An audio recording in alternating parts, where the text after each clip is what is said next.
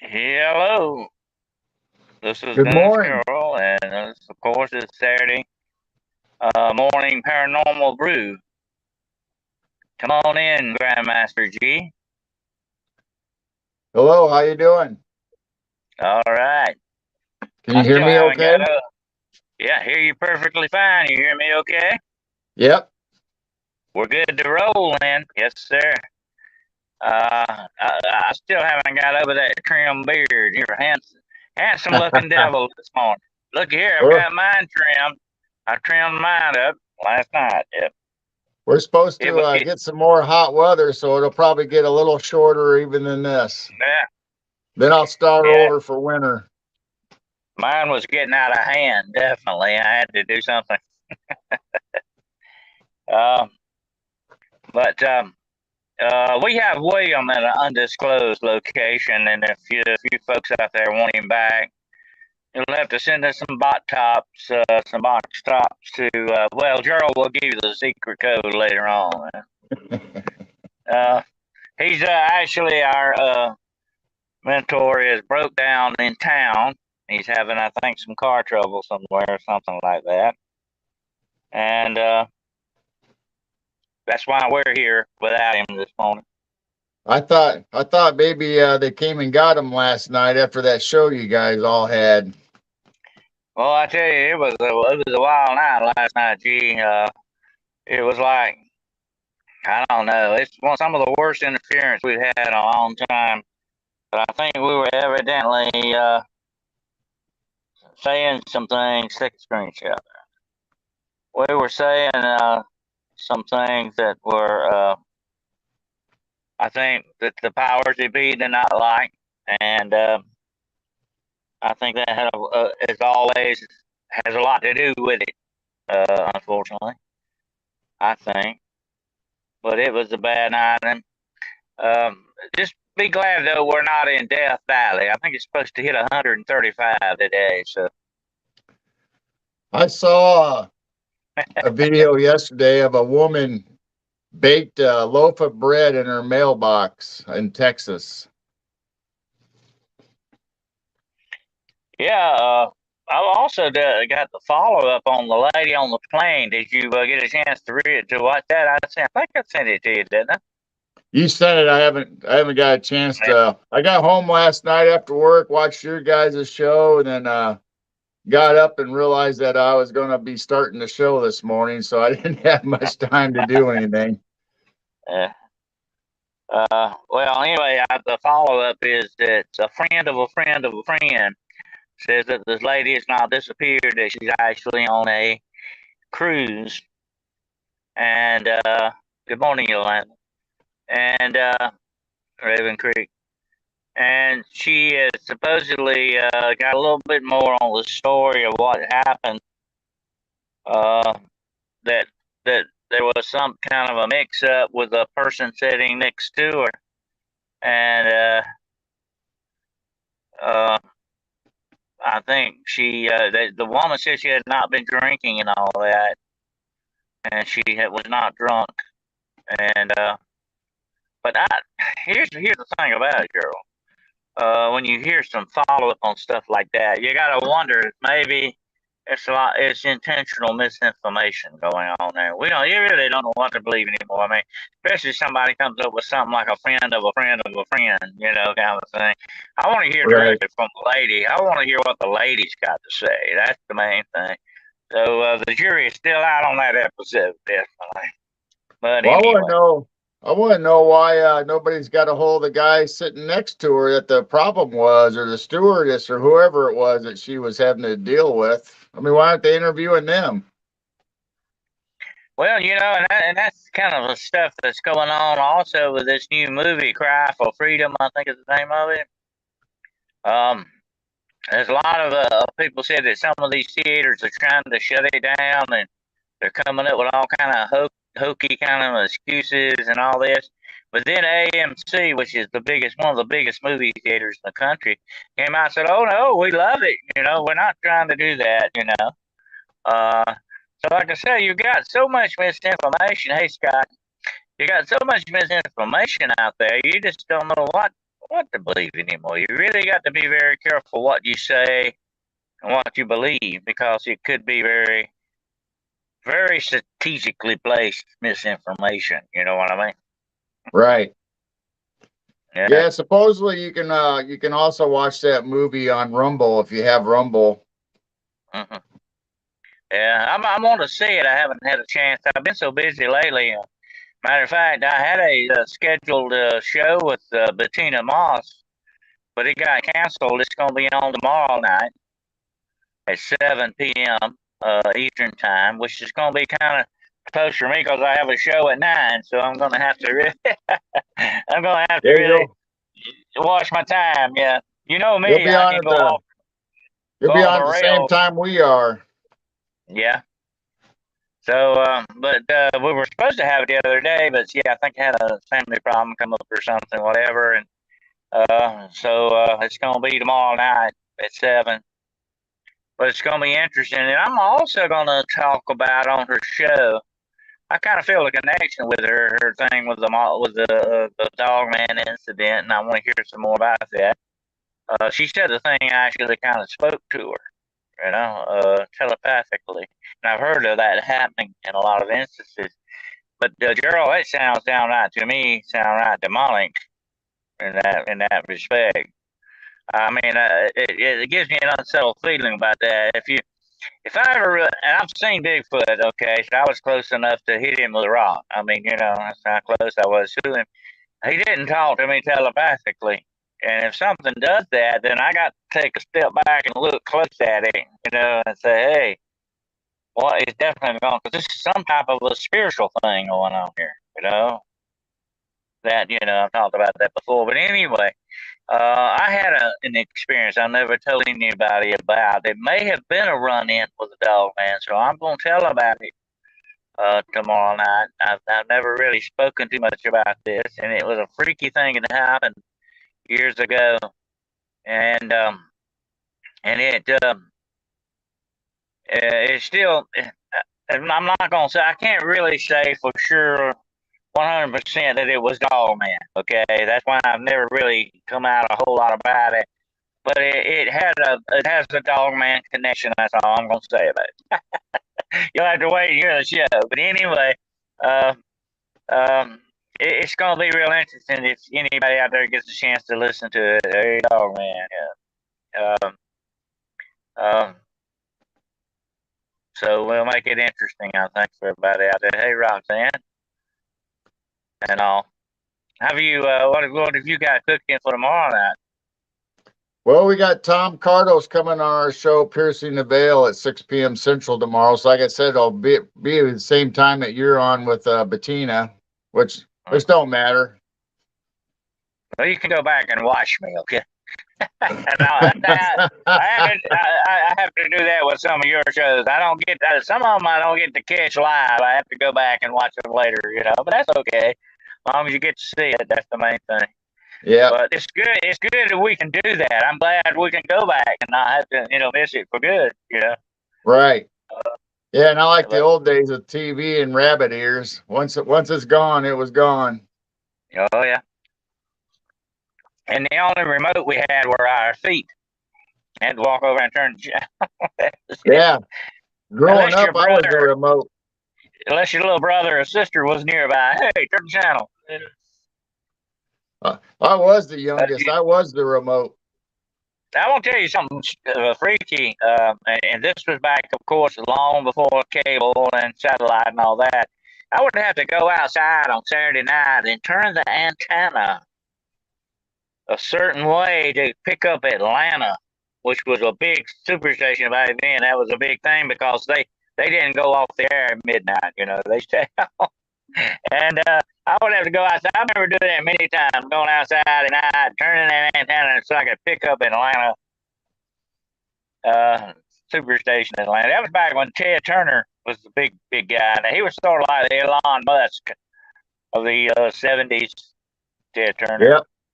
Yeah, I used to watch TBS all the time. Mm-hmm.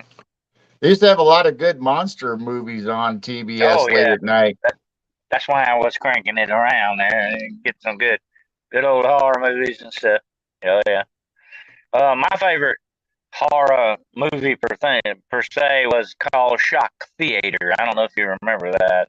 I've Shock heard of it, but I don't Theater. think we ever got it. Oh, that was great stuff back then. Of course, they showed all the Universal monster movies and stuff, but they had some offbeat movies too. They would pick up some Italian monster movies, and the British monster movies. But Shock Theater was good. But finally, Shock Theater started coming on Saturday afternoons.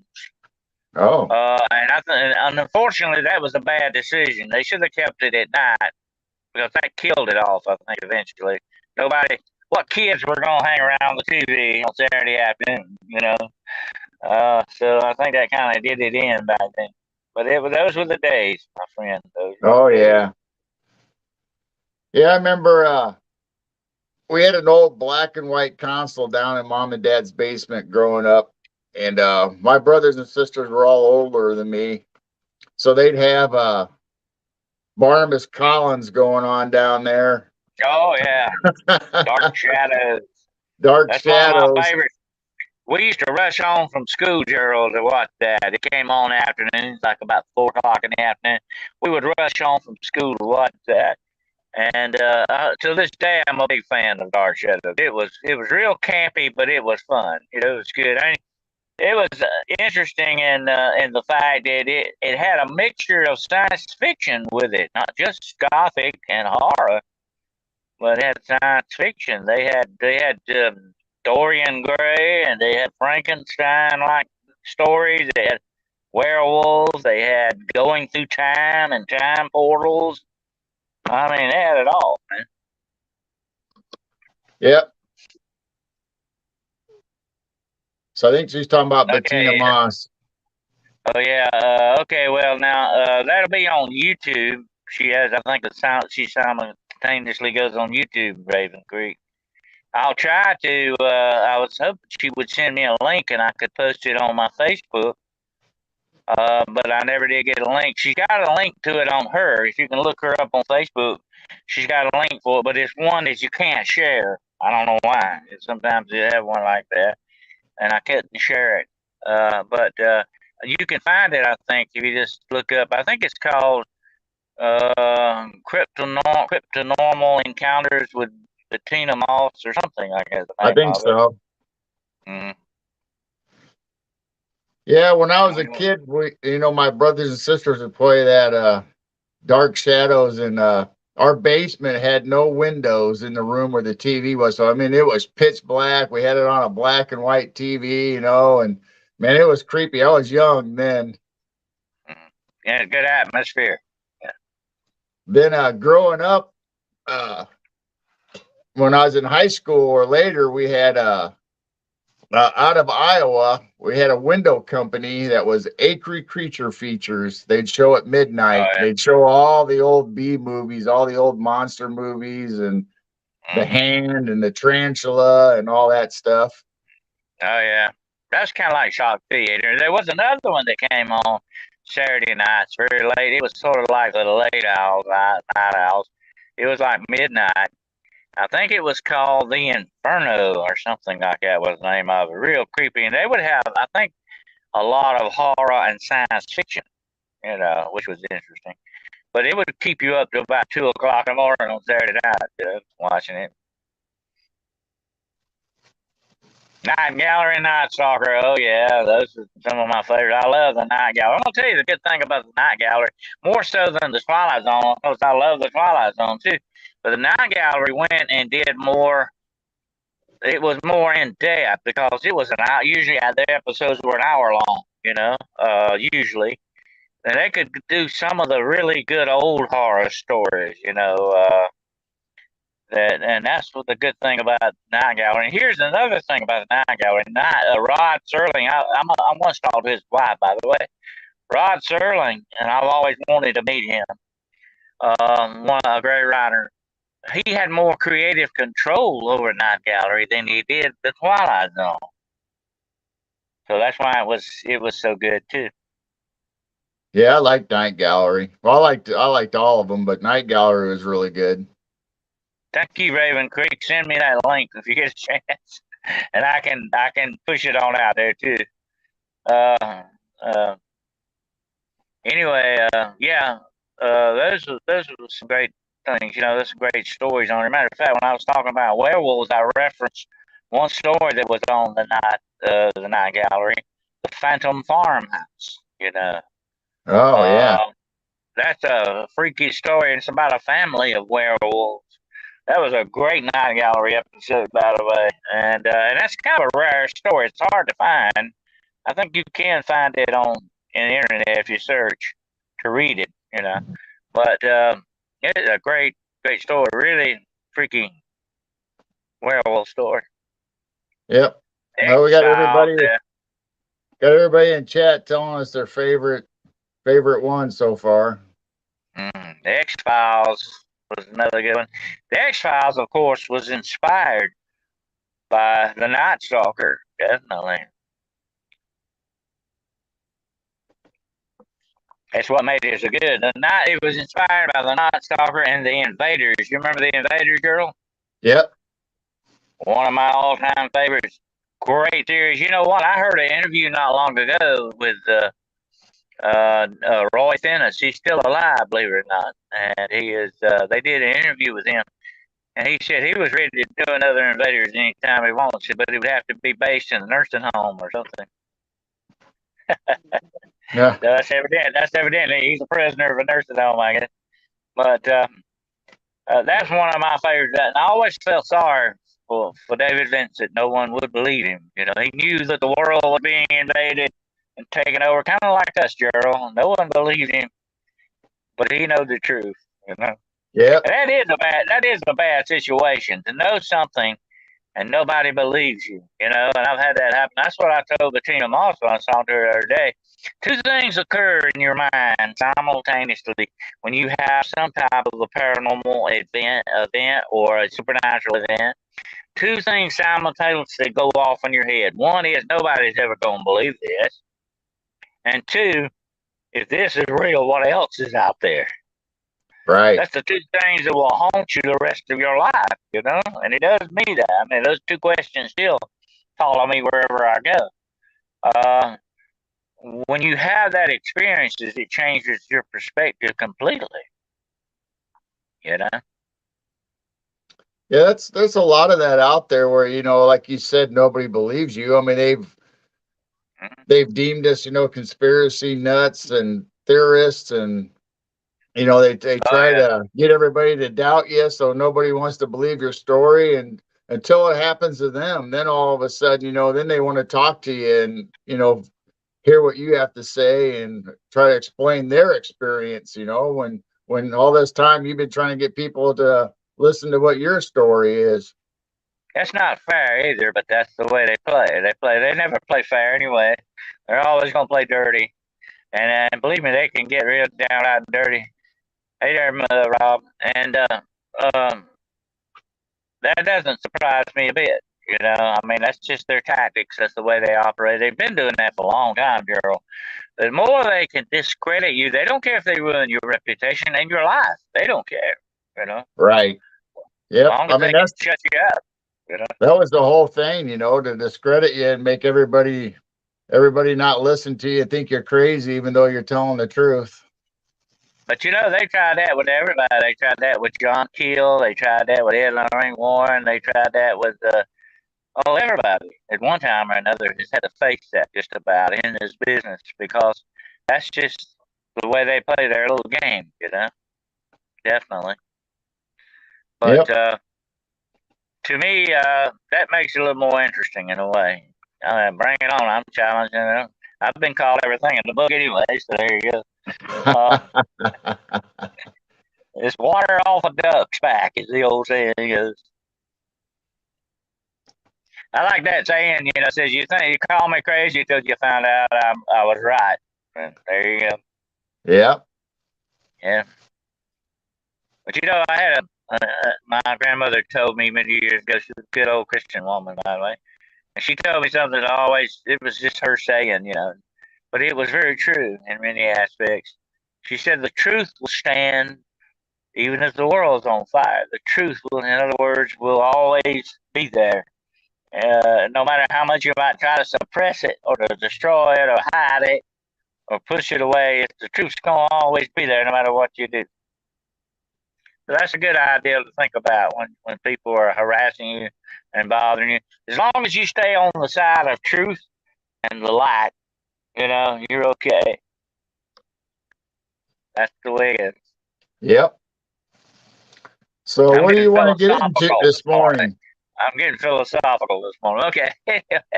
Let's talk a little bit about, I was going to do this last night. We had a really interesting show that we had, but we'll talk a little bit more about another section, the non-human entities. Okay. Oh These are yeah. things. These are things that are not definitely not human, and they're not. And we're not talking about cryptids here.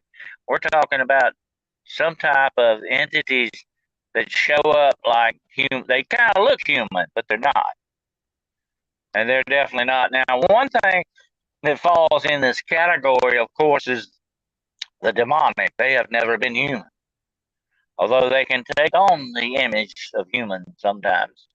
They have never been human. So that's the thing about the non-human entities. They can look human sometimes, okay? So that's what you got to be very careful about.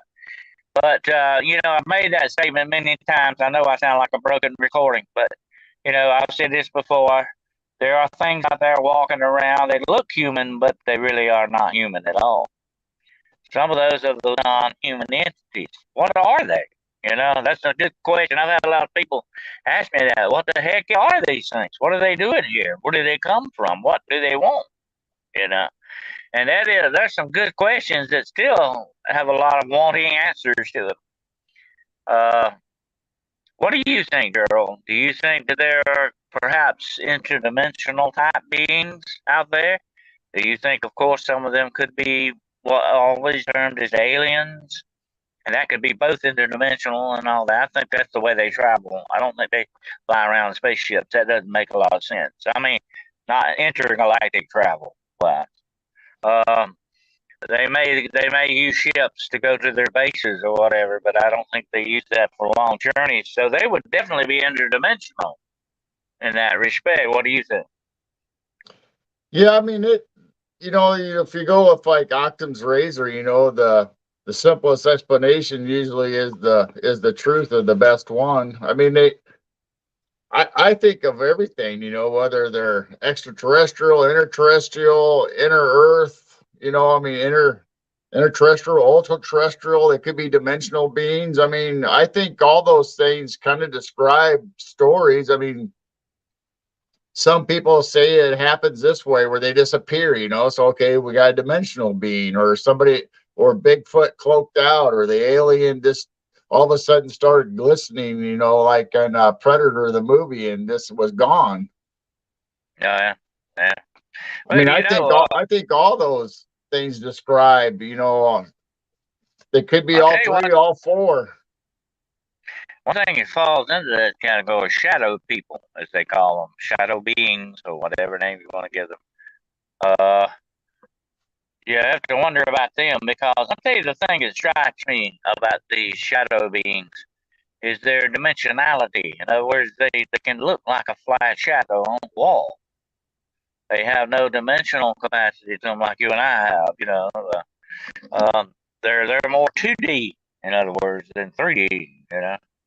Uh, it kind of makes me wonder if maybe they could be what I've always termed walk-ins.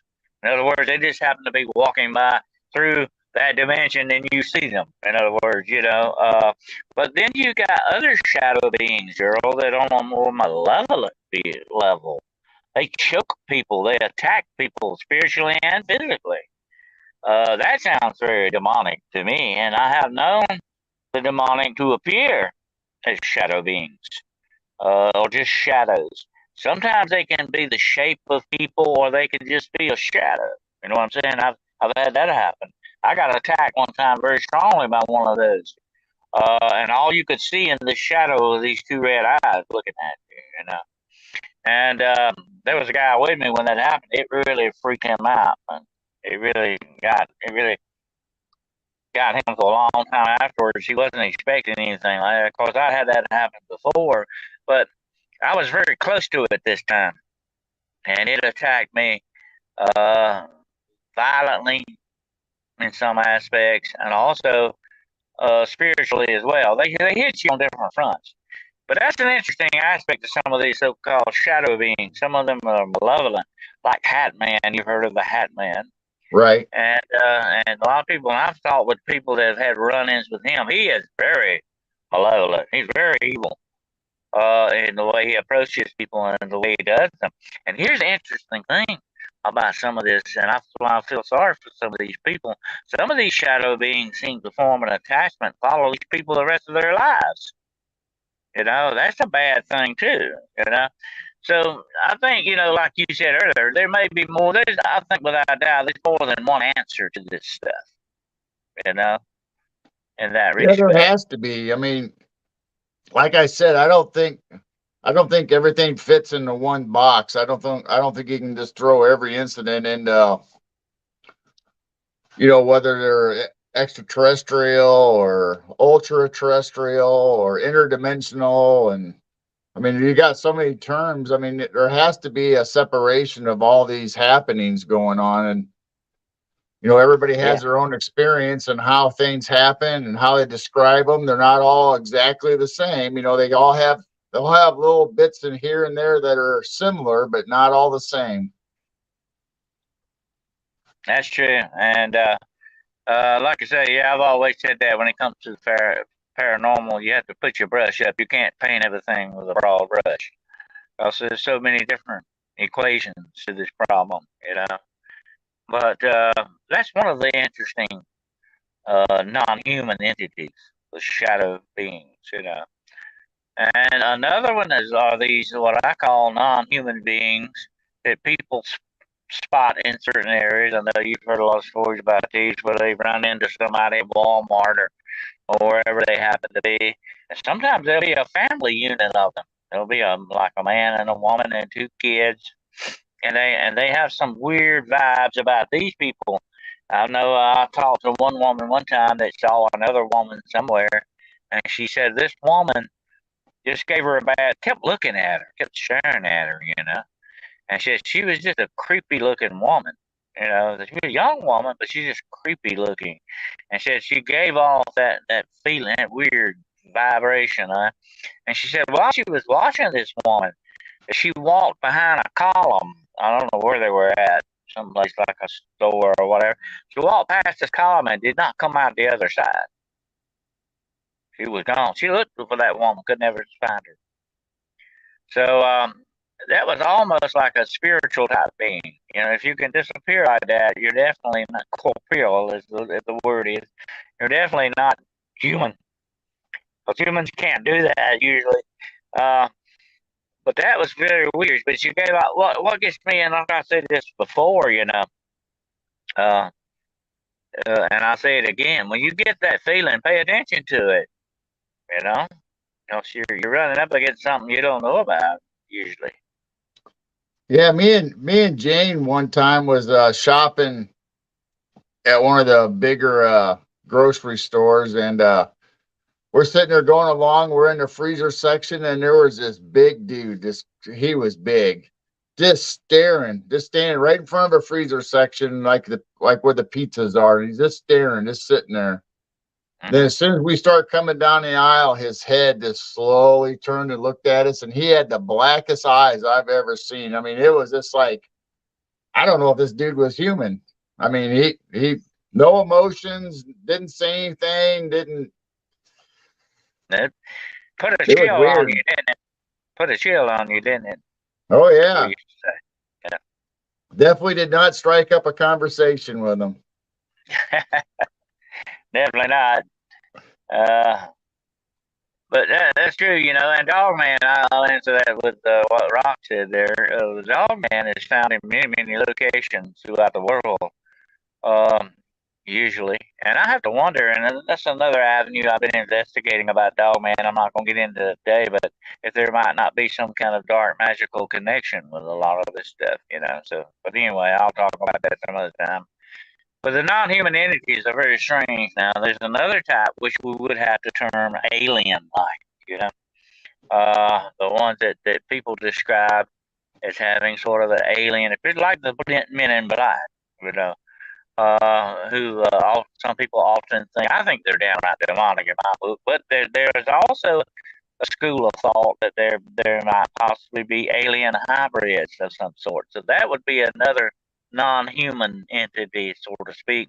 Or would it be a non-human entity? It's got a little human in it, you know. If it's a hybrid, you'd have to give it another classification.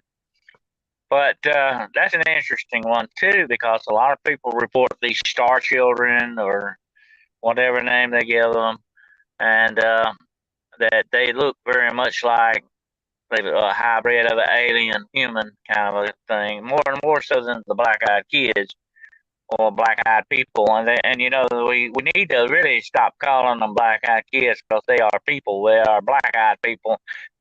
That covers the adults too. Okay.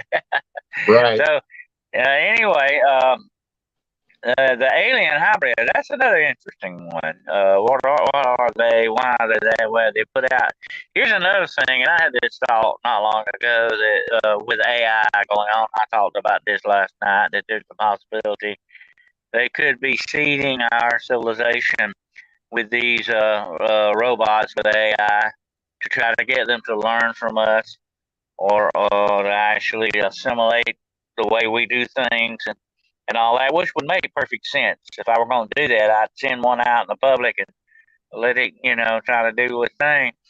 But you have to wonder if that could be also done by aliens, sending out the hybrids to kind of try to learn from us and all that. That's another possibility, don't you think?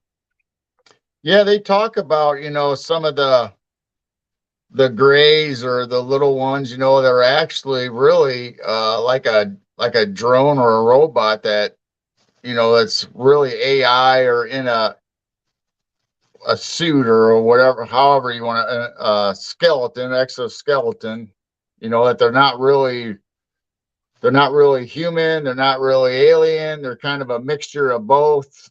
That kind of explains a lot of stuff that people have experienced. Well, you know, too, Gerald, they could also be human hybrids that are partially robotic. We do know there is such a thing as, you know, biotechnological type stuff that I wouldn't put it past them to do that. And it's a possibility these things could be put out in humanity to learn and all that. And some of these things could be probes. You know what I'm saying? They're out to learn information and watch us closer. You know. So to me, that's very very interesting thought. You know, Raven Creek. I'll answer that. All throughout history and through the many cultures of the world, tricksters show up in many different forms. They are trickster spirits, I think, and are directly connected to the demonic in many aspects. I'll say that. But anyway, getting back to the hybrids, this possibility that could be going on as well. You know, that they're biotechnological entities of some sort that are sent out to do that. And if I were going to invade or study a place or whatever my intentions were, that'd be an ideal way to do it when you think about it. You know, send them out and see what they can find out. What do you think about all these videos that pop up from time to time where it's like a newscaster or a person on the street and they're being filmed and all of a sudden their eyes start going in a slit, like a reptilian or something? Do you think reptilians are more prevalent, like living I here think amongst this, or they what are those? they would definitely, Gerald, be. I was going to get to that. The reptilians are definitely another category of non-human entities. They're not human. Okay, definitely not. Although they like the demonic we were talking about earlier can take on the imagery of being human when they want to. But once in a while, I think that's what we catch a glimpse of that shifts for them, and we catch a glimpse of the eyes or whatever. Here's an interesting superstition. I wrote about this not long ago on my Facebook. There's an old superstition that your true self can be seen in a mirror. Okay, it's a certain way you go about it. I won't get into that, but it's a lot of superstition too. But if you're like at midnight and this person's asleep you can hold a mirror up to them. You'll be doing this with Jane tonight, folks. Uh, you can hold a mirror up to them to see what they really look like while they're sleeping. That's supposed to be their true form, okay? At midnight. I do it exactly at midnight, so watch out, Jane. You hear, you hear Gerald out there walking around at night. But anyway, um, supposedly you can see their true form. Okay, and so let's take that one step. Mirrors are very, very fantastical things. Mirrors have a lot of magic and a lot of superstition attached to them. That's an interesting thought. And supposedly this can be. Here's another thing about that. There's a lot of stories of somebody crossing a body of water and they look down and the companion with them is not really a person. They see the reflection in the water and it's not really a person, it's something else. So there are times, supposedly, when the human eye, and well, the mirror and the camera lens does this sometimes, once in a great while, can actually catch the true nature of something. But a lot of times the human eye does this as well. And so the main thing would be to, observe very closely the things you see. That's what I was talking about last night on the program. People got their heads stuck in the phone now all the time. You need to wake up, folks, and be very observant and be open to see these things because there's more going on around you than you think. You know? I know we can't see a whole lot with just our regular human eyes, like I think animals like cats and dogs can do. Although we can't see as much, we still can see sometimes. So we need to be observant. You know, that's what I was taught. That's the number one thing you're taught in law enforcement. Observe everything. Observe everything. You know, live in that moment and take it all in as much as possible. It will tell you what's going on in your environment. You know, big time. And you need to do it. Hey, that's the number one rule of survival. If you want to live and survive, you better know what's going on around you. You know, not like a traditional ostrich. Stick your head in the sand. It's not going to go away, folks. Okay, you're only putting your butt up to be hit. Okay, that's it. I'm sorry. Don't do that. You know, be observant because you got to see what's going on. Definitely, and that's what I think. When you do that, you may catch these non-human entities.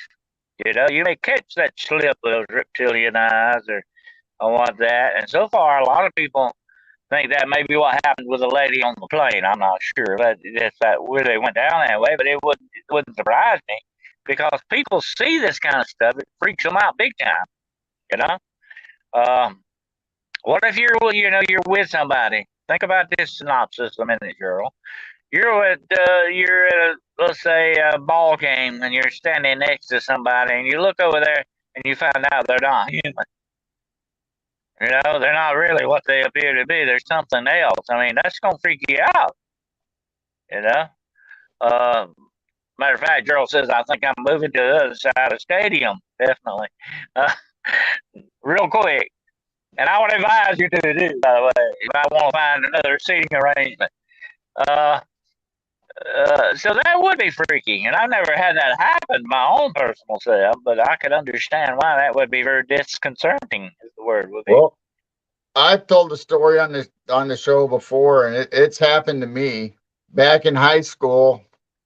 Me and my then now girlfriend was going to the movies. We always went to the movies every Saturday night, and we came back after watching I can't remember the movie. It was a really good movie, but it was a scary movie.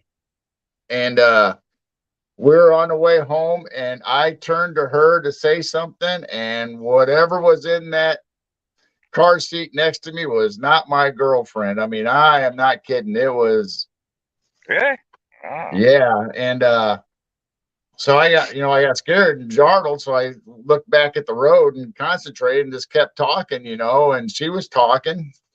Then the next time I looked at her, it was just her again. So I don't know if that was my imagination from the scary movie or at that particular moment, something else was projecting an image for me or what that was. But that's the only time that's ever happened to me.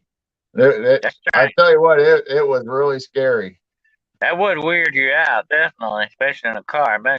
Some people probably wreck that car, girl. But anyway, uh, that's very interesting. And the fact is, sometimes like that facade is dropped for just a moment. You see what the real.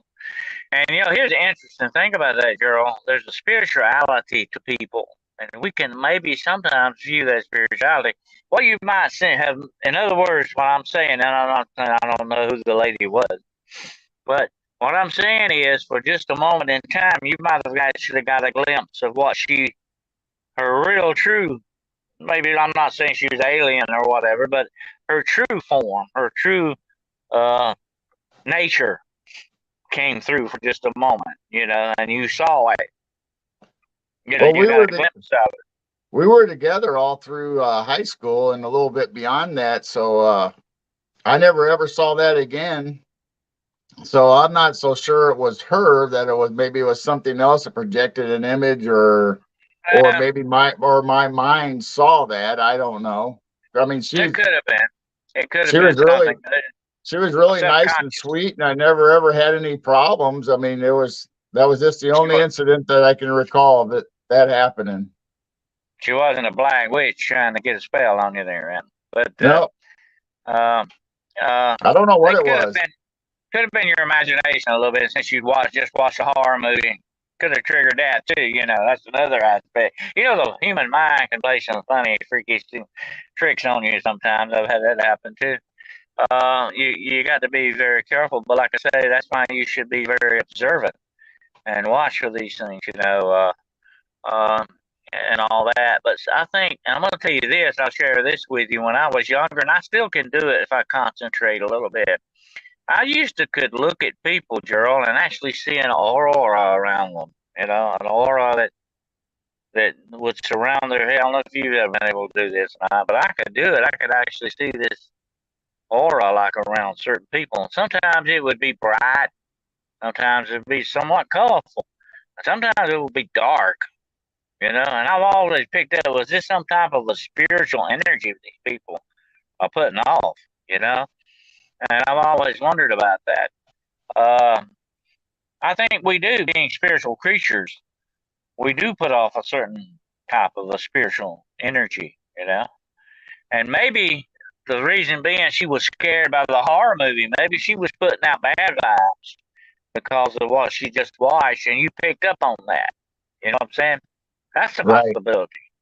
I mean, there's so many ways to look at it. I mean, I physically could not see any part of her that was normal. It was a whole different energy sitting there. But then when I turned away, then the next time I looked back over, it was just her sweet, loving self, And I mean, she was kind of freaked out, like, what was wrong with me? What's What are you going on looking with at me me? like that for? What are you looking at me like that for? But you'd have to say, hey, I won't see that again. Okay, but anyway, uh, I could understand that. Definitely would freak you out. But you might have been catching a glimpse of how she was feeling because of Right. a horror movie. That's another possibility. So, but like I say, the mind can do things too sometimes. We have to be very careful about that. Look, so many people, and they get mad at me when I talk about pareidolia. They get mad. People get raging mad at you. Oh, I saw it. I know I saw it. And most of the time they saw it because they very much wanted to believe that they saw it. And that's what made it to them real, but it wasn't. That's like the old Elvis and a piece of pizza, a slice of pizza thing. It's not really there, folks, but I can see where you're coming from. I'm not getting down on you, okay? I'm not getting down on you about that. I can see where you're coming from. It's happened to all of us. But don't run with that ball, because you're just fooling yourself and everybody else around you. You have to be very careful with that. Here's what I said, and I've had a lot of people ask me this about paranormal research and all that, which I've done many years of that. Here's the thing about it, okay? I want evidence, because evidence is the proof. Let's talk about the proof, not supposition. It might be this, might be that. Bring me some evidence. Something I can really see, something I can get into, then we'll talk. But until then, I can't do anything with it. You can't take that to the bank, folks. Okay, you gotta have that evidence. You gotta have that proof. It's all about that. Don't give me the clues. Okay, clues are fine if they lead you to it. That's nothing wrong with that. I've followed a lot of clues in my lifetime. I know, but it's the proof. The proof is in the pudding's in the proof, or whatever. How you say that? The proof's in the pudding, or whatever. Yep. You need something you can take to the bank. But that's very true, Penny. You know, we have to be very careful about it. We need control of our minds.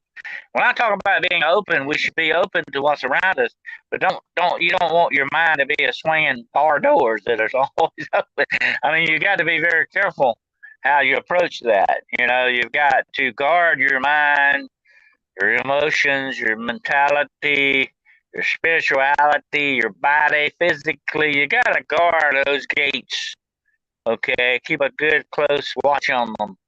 You know, I've talked to a lot of people about demonic problems over the years, and the number one problem they have is they open their mind to the wrong things. They let the wrong things inside of them. Don't do that. You got to guard those gates and guard them well because that's you, and you are the only guardian of those gates. I hate to tell you that, but that's it. Only you can, only you can stamp your own ticket. Okay, so be very careful. You know how your mind works with that. Because a lot of people have fallen to susceptibility on these issues.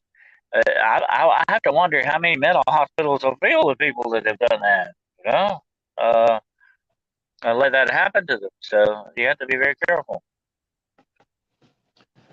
Yeah, it's weird, all the stuff that you can experience or see or whatever once you open your mind or you raise your consciousness, whatever, you're more sensitive to that stuff. And like Raven said, I've been had a really good discernment or intuition my whole life, and Jane is the same way. She's real sensitive to that kind of things, and she can read people before they even come up to us. She knows what's going on, and but I have never seen an aura around somebody. I mean, I've never been that sensitive, or that's just not my ability, and I don't think Jane has ever said anything about an aura. Yeah, well, I could not. I could never see it real clearly. You understand what I'm saying? I guess I could if I concentrated and tried. And I don't know if I still haven't done it in a long time. I don't know if I still can do that.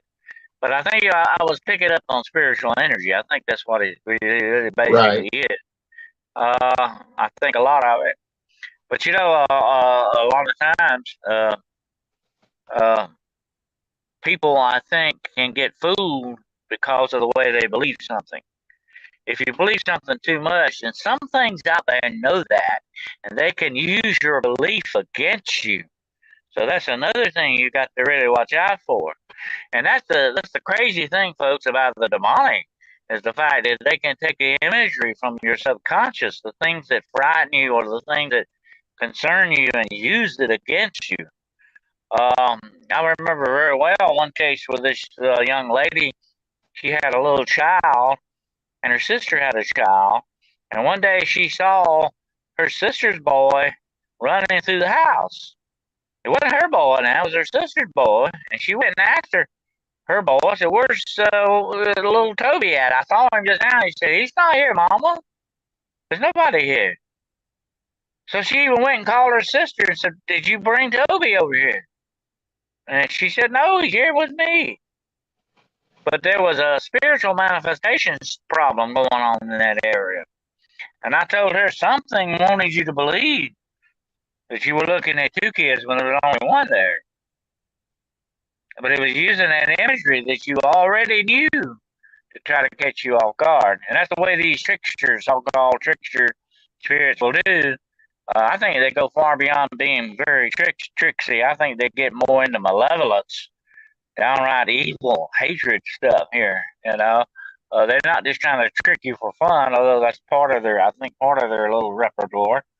But I think there's another, even darker intent behind it in the aspect.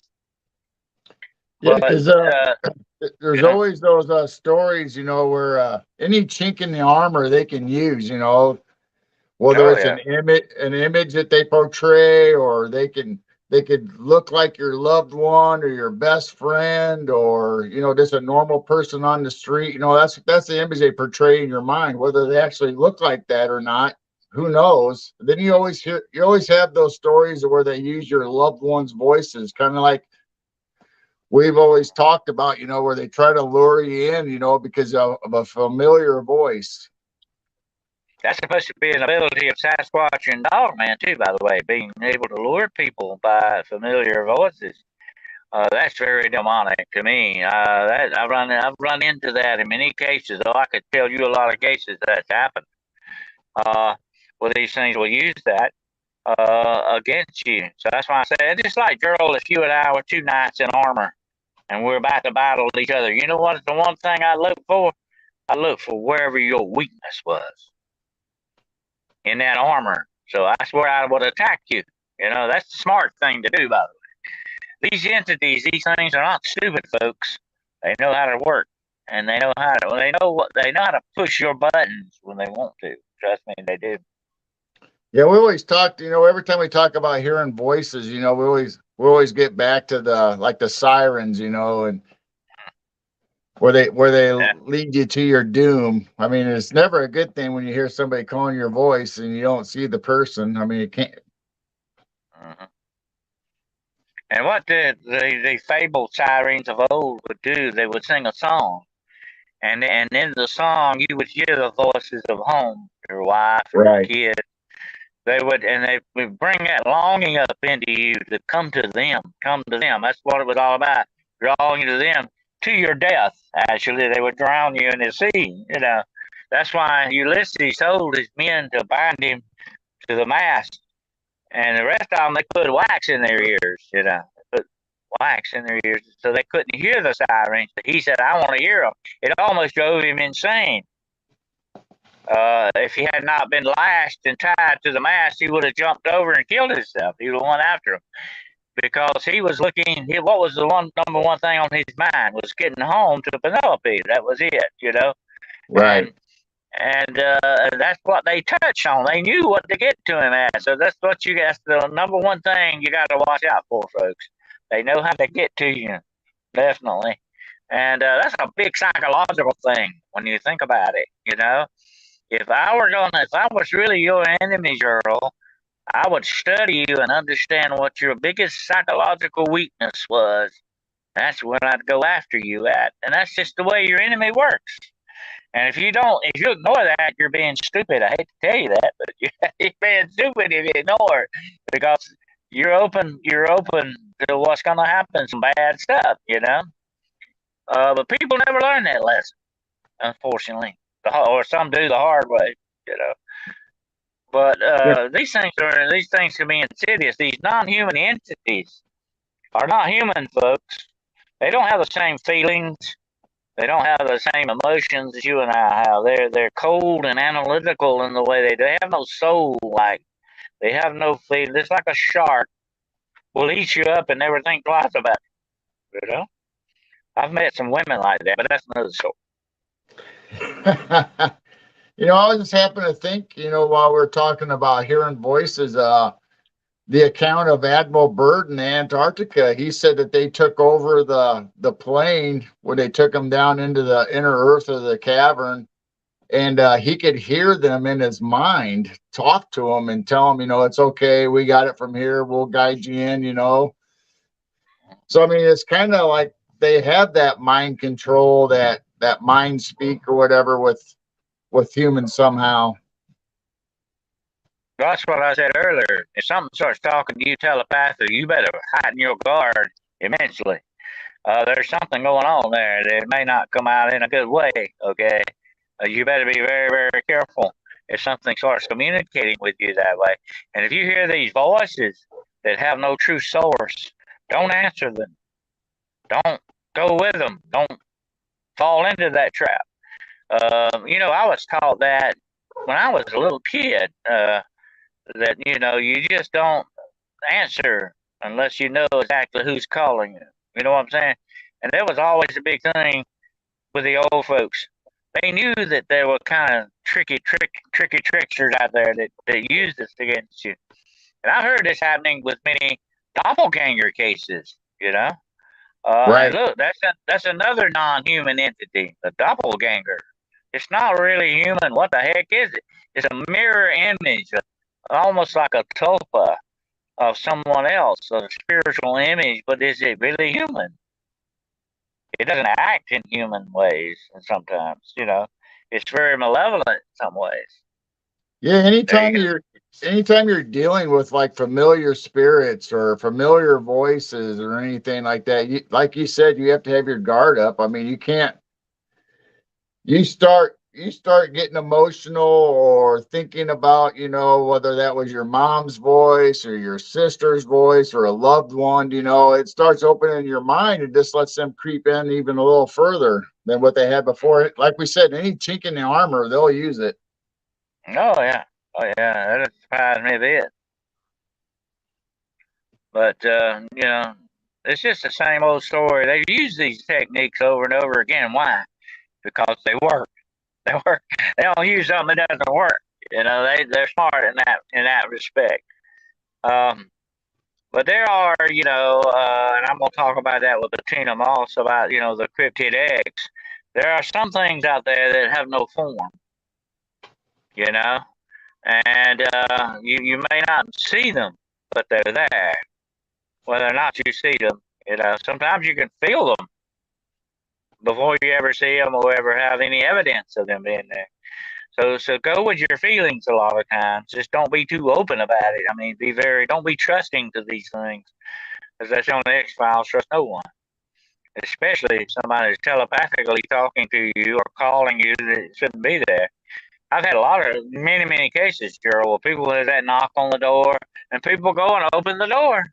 You know, don't do that. It's not a good idea, physically or spiritually, to do that. Okay, don't go open that door. Look first, okay, for sure, because you're living in a different world now, folks. Okay, you can't just bring the door open and face whatever's out there. I wouldn't advise that in any capacity. But a lot of times, some things are just looking for that invitation to come in, whether it's home invasion or what. They're looking for that invitation. Don't give them an invitation. Don't issue an invitation, and you won't have nothing to worry about. And that goes with how you live your life, too, by the way. Yeah. Don't give them an invitation. You don't want some bad things to happen. Don't hang out with bad company, as your mom and pop used to do. I'll hang out with you, girl. You're not bad company. Yeah, might look like a cute little ET, from the movies or whatever, but don't you believe it. Just like in Jurassic Park, I love those little dinosaurs where they look like they're all nice and cute, then all of a sudden they spread their their headgear out and just killed Yeah, them. I remember that. They Yeah. look cute at first, or they might be. That's why I said dinosaurs come knock on my door. Okay, they can knock. I'm not answering. Okay. But I tell you, the meanest ones in that movie, by the way, those raptors. My gosh, them things like sharks on land. Ooh, mean Yeah. little devils.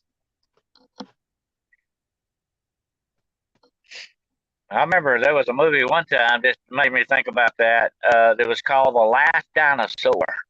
And this guy actually was a hunter, big game hunter. And he actually came upon somehow they got a hold of a last dinosaur and he was hunting it. But here's the interesting thing, Gerald. At the end of the movie, the dinosaur was hunting him. Ah, So yeah. the tables can turn real quick. It's like that old man used to say. There's one thing about them tables, boys, they do turn. So be careful what you're hunting. It may be hunting you. Yeah, they always tell us, that dinosaurs had a pea brain, for the size of their body. But, I don't know. You got to be careful. I mean, they've worked in packs and they weren't always just like one dinosaur. And I think they Well, were I'm gonna say smarter than we give them credit for. never write nothing off because of size of his brain. Because I've been squirrel hunting, and I've run into some smart little suckers out there, buddy, and they won't have a brain no bigger than a dime, are they? And they are smart. So never write them off because of size. I don't think size matters that much when it comes to brains. Okay, but anyway, Yeah, look at me.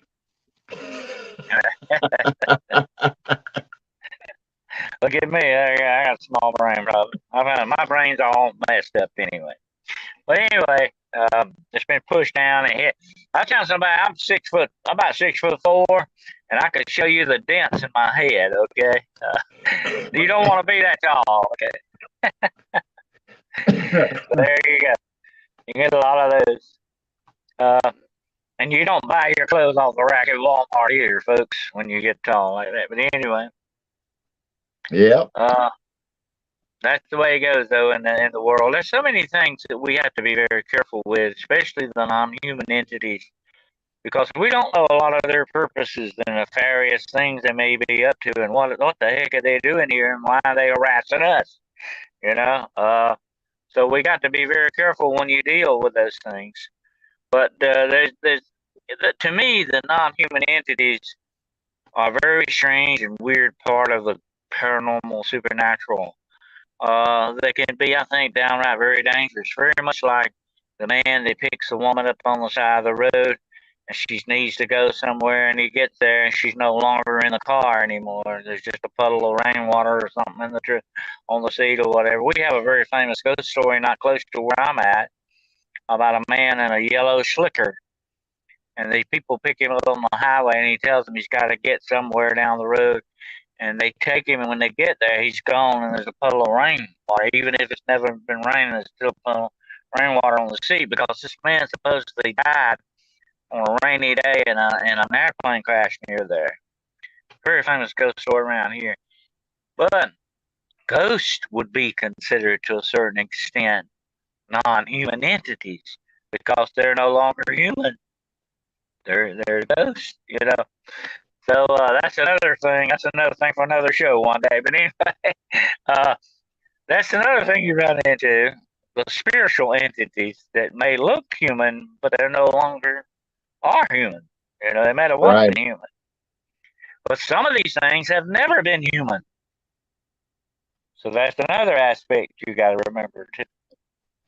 Now you brought up the hitchhiker or the girl on the side of the road or whatever. You think that's the most prevalent ghost story or that's in Oh the yeah. US? I mean, I hear that everybody it seems like everybody in every region has All that kind of it's story. all it's all over the world, girl. Not just here. It is the most prevalent. You find it in Japan. You find it in Austria. You find it everywhere. It is the most prevalent ghost story in the world. Second to it is the crybaby bridges. I think there's a Right. crybaby bridge everywhere. By the way, it had to start somewhere. That's the interesting thing, and I've talked to folklorists about this very thing, and they say we know it started somewhere, but it would be absolutely impossible to find out where it started and how it started because it's gone so far around the world. You hear about it in China, you hear about it in Russia. The thing goes on and on and on. And here's the interesting thing about the ghostly hitchhiker. Her story, or it can be a man sometimes too, like the man I'm talking about in the yellow slicker. Uh, the story is a tragic one. They evidently died dramatically in some fashion. There's something, but the need is holding them. And we have one in South Carolina that's called the girl of I-85 or something like that. And she will tell you she's got to get home to her mother. She's got her mother's medicine, and she's got to get home to her mother. But she died actually, supposedly trying to get to her mother. So something is holding these earthbound spirits back, you know, from uh, from where they need to go, supposedly. And that's why they were reliving this over and over and over again. So here's the really strange thing about that, and I'm not going to get into ghosts today, but here's a very strange thing about that, girl. Are they really residual, or are they a true haunting? Although they're interacting with you, they're still doing the residual stuff over and over and over and over again. That's a Right. really strange part about these so-called spirits. They are haunting and residual at the same time. There's Yeah, because very few that do that. Very few it do makes that. you wonder because just like in the Civil War, you know, you see all these ghosts or these images residual that, you know, they're actually still fighting the battle. They're still doing what they did that day they died or whatever. So it makes you wonder if the ghost girl on the side of the road was doing what happened, you know, that when she died, or if she got hit by a car, or however she died, you know, and then just keep repeating it and repeating it. And here's the thing about it: if you're residual and you interact with a residual, if you run into a residual and you interact, is the residual also thinking you're a ghost? So you might be appearing to be a ghost to them in that section of time. If they see Gerald, they would say, "Hey, that was a strange looking guy I saw today," you know. But yet they were the ghost. Who's the ghost here? You know, that's the interesting kind of concept of time and space that you're looking at.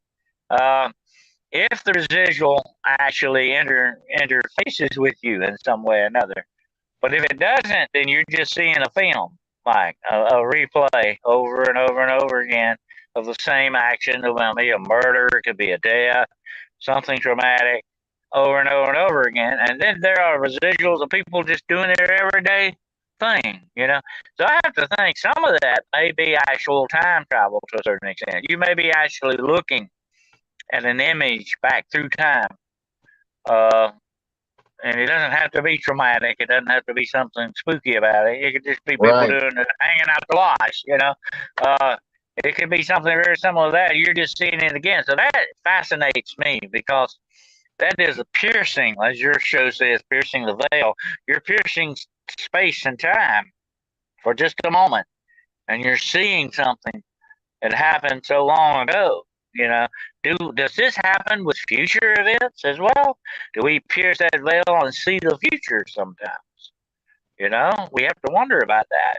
It's very, very interesting. So we'll have to do a show on that one day, girl. Definitely piercing Yeah. the veil. Yeah, we'll have to be. I heard a story not too long ago where kind of the same thing you were talking about. This grandma was sitting next to the fireplace in a rocking chair, you know, knitting, doing her thing, you know, and two men walk in through the kitchen or from the outside and startled her like she saw a ghost, like, you know, they're not supposed to be there. And at the same time, they look like they're startled, like she's not supposed to be there. So who's really supposed to be there in that time and dimension? You know, was it her seeing them, or was it them seeing her? I mean, was it kind of a piercing thinning of the veil where they were both at the same location at different times? I mean, it's that stuff gets really freaky and weird. And you know, a lot of that happens with the doppelganger I was talking about earlier. You know, there was one instance, one I investigated, where this woman's daughter came in. Said she just came in mad, just slammed the door, went upstairs to her room, and started just tearing that. It sounded like tearing that room up, you know. And she said, "Well, what in the world's wrong with her? You know, she just come home from work like this, you know.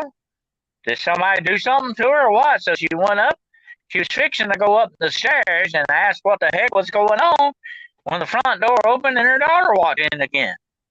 And, and she said, what are you doing? Did you go out, come back in?" She said, "No, Mom, I just got home."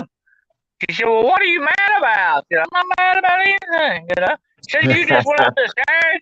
Sound like you tore your room." They went up there and looked at the room. There wasn't nothing messing with the room. The room was okay. And she said, "I saw you come in." Now, here's an interesting thing about that girl.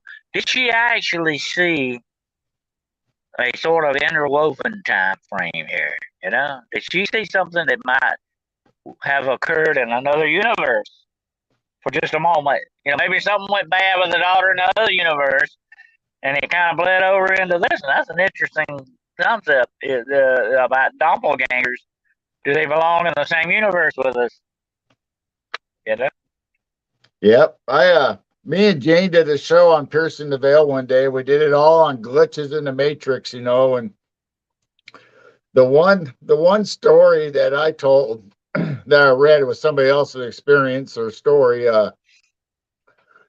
that this gal and her boyfriend or fiance, you know, were living together, and she woke up one morning and was doing her business, and her fiance, finally got going. And then he was not quite the same as what he was before he went to bed. He was real happy, energetic, didn't eat the normal breakfast that he ate, and all through the whole day, it was just different. It wasn't the same characteristics that the girl knew her fiance to have. The fiance before that morning was I don't know, kind of stringent, not really carefree, didn't laugh a lot, didn't joke around, wasn't jovial. But this guy that she woke up was that way. He was jovial and really nice and fun to be with. And then she couldn't figure it out, and they went back to bed, got up the next day, and guess what? The old fiance was back. So, Mm, I mean, how do you explain stuff like that? that's a switcheroo there from one parallel reality to another, supposedly. I heard a story about it very similar to that, girl, where this woman said she got caught in a very strange day. She woke up and everything was just weird. She went in, some things would be on another side, or something was not right. Everything was off kilter. All day long was like that. Wherever she went to work, things were different. People acted different around her. She couldn't understand this. Like, what's going on? Is it me? Am I going crazy? You know, am I going insane?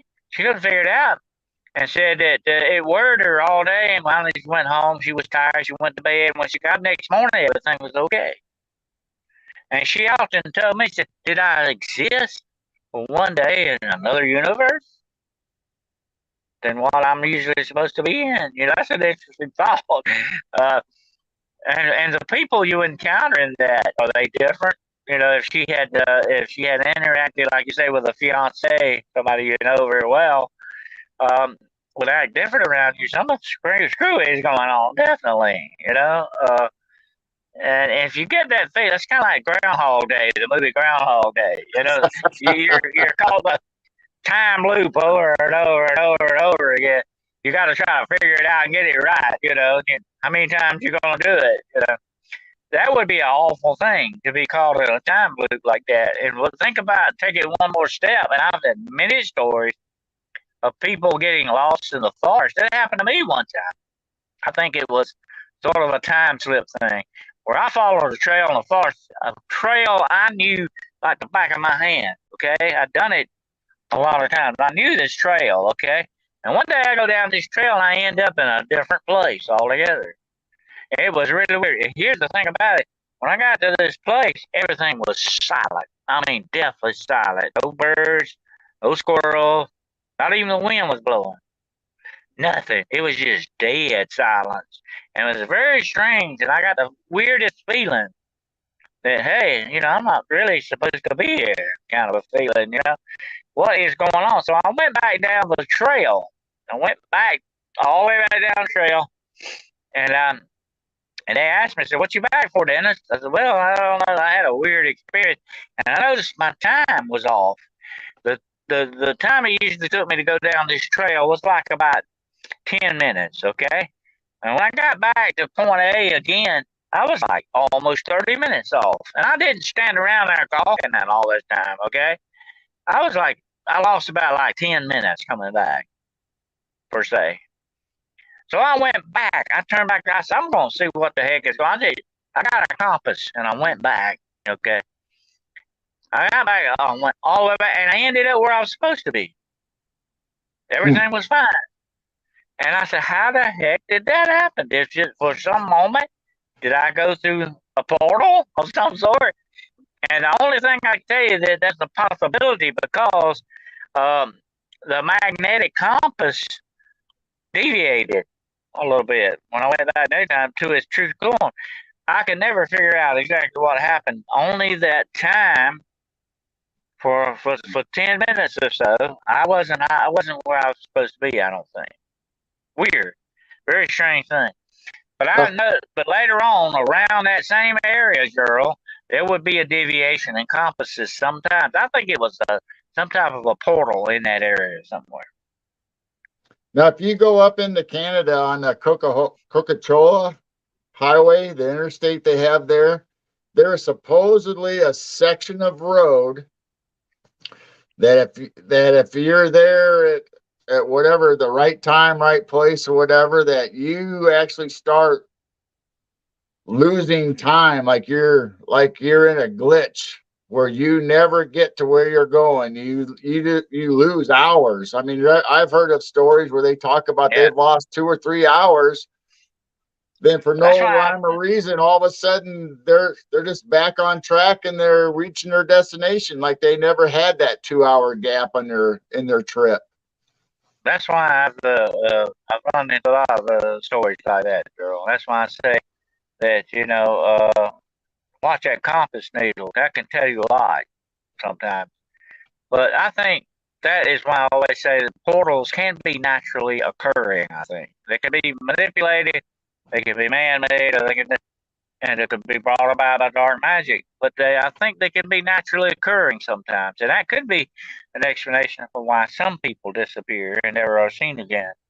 Um, if they find a body, then I say maybe there was a natural cause to it. Maybe they, whatever happened. But if they're never ever seen again and nobody's ever found, you have to wonder where did they go?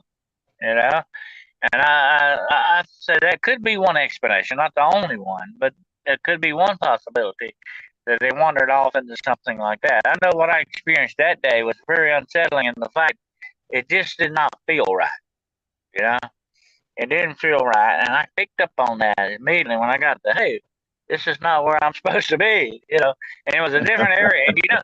And here's another thing about that, girl. I went back in those woods many times and never went back to that area that I first went to. It was almost as if it did not exist in this time frame. Very strange, but There it was throws you off. It throws you off. there was one day, I was working days instead of seconds at one of my old jobs, and I had taken this same road for 15 to 20 years. And then one early morning, about 3 o'clock in the morning, 4 o'clock in the morning, I got an early start. I'm going. And there's a road crew working on a electrical pole that went down over the night. And they told me I couldn't go that way. Well, that's the only way I've ever went. I've never really experienced any other way. I'm out in the country going, cutting through, and they say, well, if you go down this road and go over there. Well, I went down that road, never been on it before, trying to make my way to work. And all of a Okay. sudden, I come into this fog bank. I mean, it's just like foggy everywhere. And for the life of me, I spent over an hour or more trying to find my way around the country out there in that fog. Finally got to the clearing, wasn't anywhere near where I was supposed to be going. I got so lost, it's like I've never experienced that before. So I called into work, said I'm going home. I don't know what happened. I was on a road where I knew where I was going. Then pretty soon it was like I was nowhere anywhere close. Well, fogs and myths are associated with some of this stuff. You hear a lot about that. I know one instance where they went over a foggy bridge on the other side was completely different where it's supposed to be. The fogs and stuff could be part of the atmosphere that's around these things. It's very strange when you have that. Of course, the fog can disorient you, you know, but not to that point. I don't think that No, see, easily. I had a digital compass on the car, it told me what direction and stuff I was going. So every time I mean, I couldn't see hardly in front of me very far, but every time I saw a road that I thought, okay, I read the sign on it and I know, okay, it says northeast, whatever, and I knew I should be going that way. And I compare it with my digital compass, but I just could not make my way through that until finally this was gone. Mhm. That's very strange incident. I think that can happen. And that may be one of the places that some of these non-human entities disappear into. That maybe they can go or use or utilize these passages sometimes to these places like that. That might be one aspect of their nature, especially the shadow beings. I think. makes them kind of interdimensional in that respect. Um, to me, it's going to be, I think, a very interesting study in these non-human entities. I find them a fascinating subject. Where do they come from? What do they do? What are they up to? You know, there's a lot of questions that we have, unfortunately, have very few answers to. But that's the way it goes with the paranormal and supernatural anyway. Uh, but that's why we do shows like this, so we can talk about it and say, what the heck, you know, because I'm willing to pay a doppelganger to receive all that. Yeah. I'd rather have a doppelganger send me a check. But anyway, uh, if he's got some money on the other universe, please bring it over, okay? We need it. But anyway, it would be interesting to know that where some of these things come from, how they originate, what they're up to. To me, they're a fascinating subject. The non-human entities, the what's that? The NHE. Um, some of them, I think, are downright demonic. Definitely, I'm not going to get into the demonic today, but that is, I think, another aspect of it that we can't discount. The demonic appears as shadow type beings sometimes. Like I said, it's just shadows. Shadows on the wall. You know, there's ghost stories too. Uh, Gerald, of people who. Now, here's the interesting thing about it: people who die in houses, and they say they can still see somebody's shadow on the wall. I don't know if you've heard of that. Right. Yep. Uh, what is it about the shadow? You know, that's like Peter Pan and Tinkerbell. Tinkerbell was trying to help. Peter Pan lost his shadow. She was trying to get it, sew it back on. You know, your shadow is part of you in a way. You know, and that's an interesting aspect of it. Is it a remnant of you that stays behind after you decease? That's an interesting thought, and that's why there used to be an old superstition that when someone died in the house, they would cover all the mirrors because they had a a fear that their spirits would be trapped in these mirrors. You know, that's another freaky thing about mirrors. Here's the thing about the mirror, though, girl. It gives you an alternate reality. What you're seeing when you look in the mirror, just like these podcasts, when we look at ourselves, we are seeing ourselves in reverse here. Okay, we're seeing a mirror image. It's almost as if you're looking at what, another reality.